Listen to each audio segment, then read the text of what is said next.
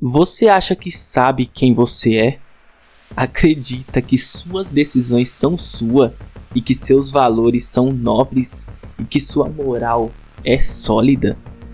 Nietzsche dizia que quase tudo isso é uma mentira que você aceitou para não enlouquecer. E hoje nós vamos entrar na mente de um dos pensadores mais perigosos da história. Um homem que ousou dizer: Deus está morto e fomos nós que o matamos. Mas o que Nietzsche realmente queria dizer com isso? E mais importante, como essa ideia revela as engrenagens ocultas que controla você, sua mente e seus desejos. Nietzsche acreditava que o que realmente move o ser humano não é o amor, nem a bondade e nem a moral, mas a vontade de poder. Não confunda com sede de dominar os outros. A vontade de poder é mais profunda. É um impulso de afirmar sua existência, de impor sentido ao caos, de criar sua própria verdade. Mas, se você não impõe sua verdade ao mundo, alguém impõe a dela a você. E é aí que começa a manipulação.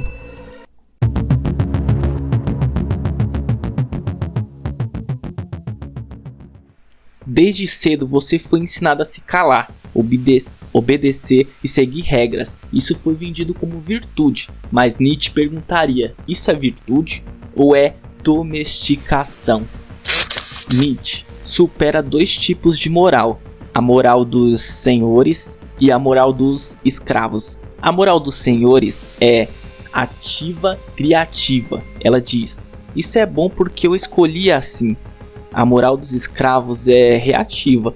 Ela nasce da fraqueza. Ela diz: isso é ruim porque o forte me oprime.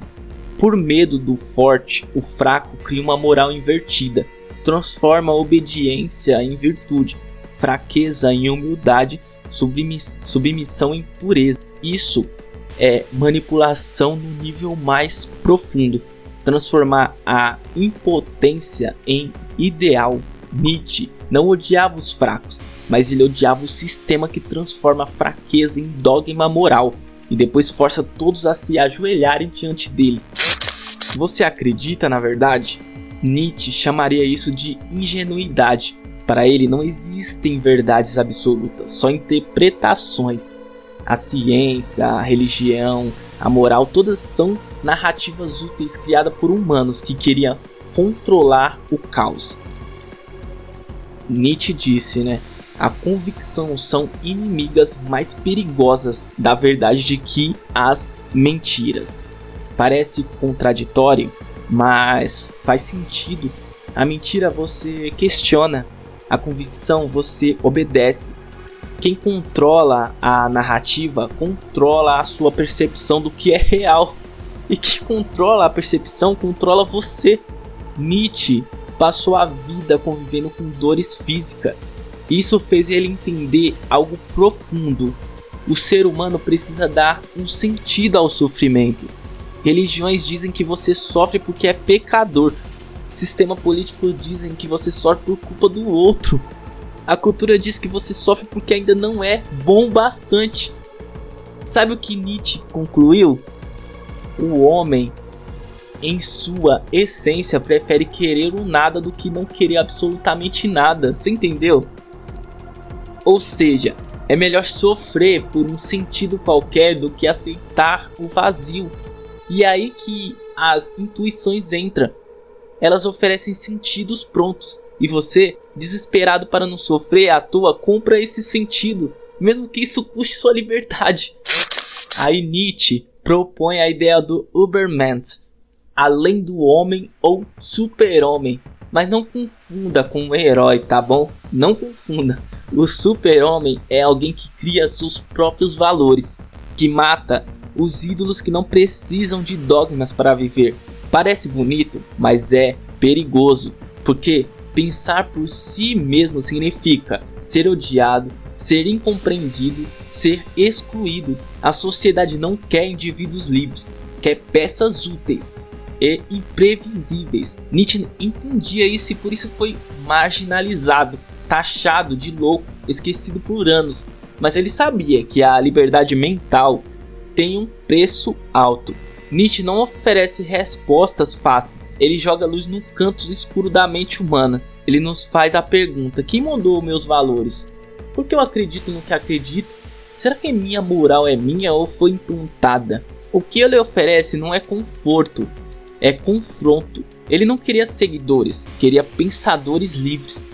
E talvez, ao terminar esse vídeo, você vai perceber que não é tão livre quanto pensava. Mas isso é o primeiro passo, porque, como o próprio Nietzsche disse, tornar-te quem tu és. Nietzsche acreditava que muita gente vive como robô, não pensa por si, apenas repete o que aprendeu. Desde pequeno você ouve o que é certo e o que é errado, o que pode e o que não pode. Poucas vezes param para te perguntar o que você realmente quer. E aí nasce o problema. Você passa a viver a vida dos outros. Nietzsche dizia que isso cria uma moral de escravo. A pessoa boa, segundo essa moral, é aquela que obedece, que abaixa a cabeça, que não questiona. Mas viver assim é como viver algemado por dentro, sabe? E ele propunha outra coisa, que você aprendesse a dizer sim para você mesmo. Nietzsche sabia que muitas pessoas têm medo de olhar para dentro, porque quando você olha para dentro, descobre vontades, raivas, desejos que foram reprimidos por anos. É mais fácil se distrair com redes sociais, notícias e opiniões dos outros do que se sentar em silêncio e ouvir sua própria mente. Mas Nietzsche acreditava que quem evita se conhecer nunca vai ser livre de verdade. A psicologia moderna mostra a mesma coisa. Muitos dos nossos problemas surgem porque não sabemos lidar com os sentimentos. Nosso medo se transforma em controle, nossa tristeza vira raiva, nossa insegurança vira orgulho, e tudo isso nos afasta de quem somos. Nietzsche falava muito sobre a coragem, mas não a coragem de lutar com o mundo, e sim a coragem de enfrentar a verdade.